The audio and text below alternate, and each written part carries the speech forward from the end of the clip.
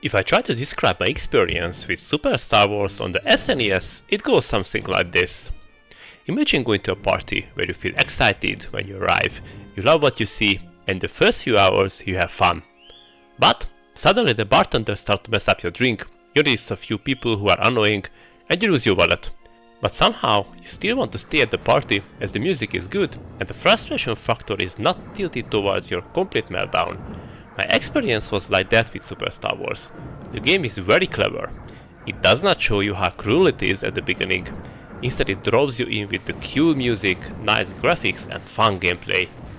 My first rage quit moment arrived around the third stage. I'm not easily rage out, but Star Wars managed to send my bullshitometer to the highest level, and my rage level peaked at the third stage boss. I'm not able to repeat the words what I said as YouTube would ban my channel for extreme profanities. But despite all these, I finished the game, and in this video I'll tell you why you should play Super Star Wars 2.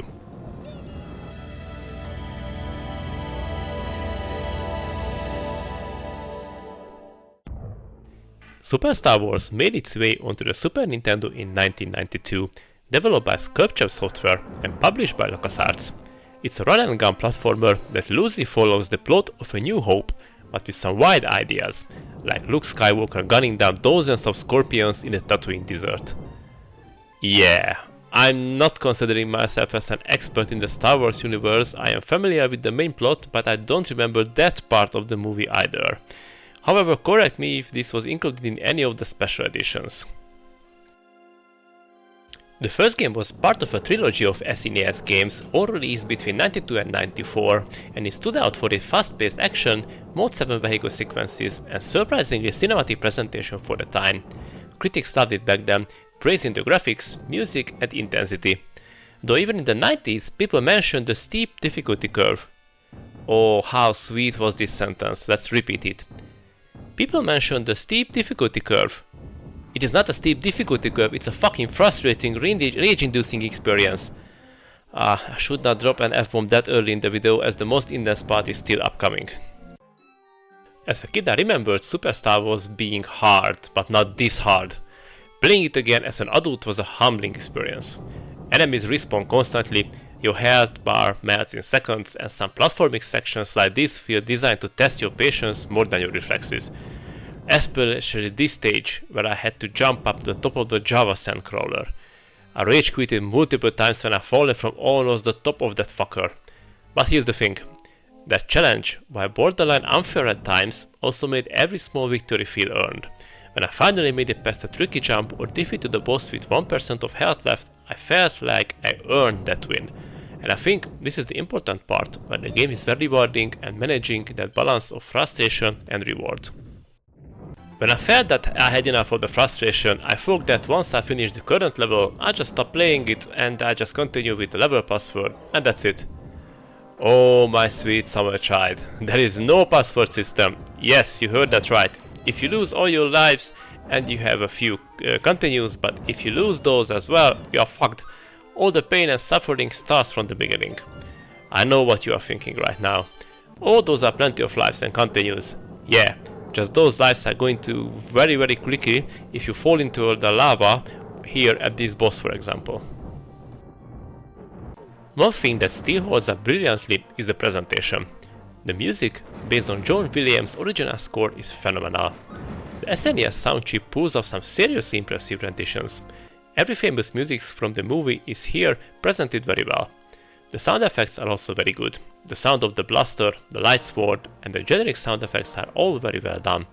Visually, it nails that early 90s Star Wars vibe.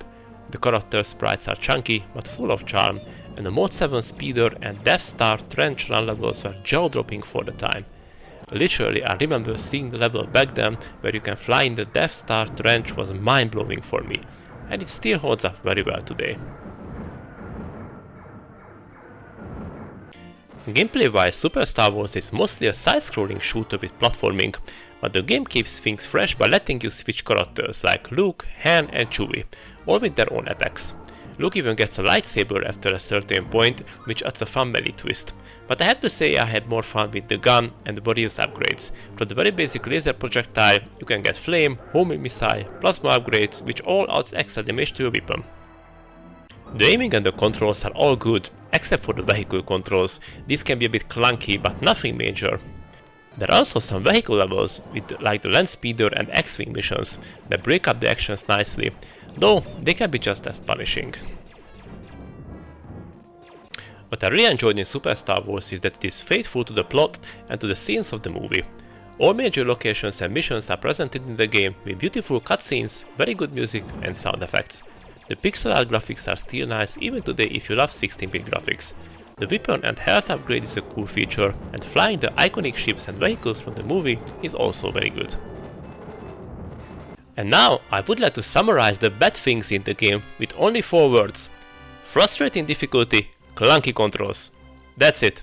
I'm not gonna rage again. Let's continue with the video.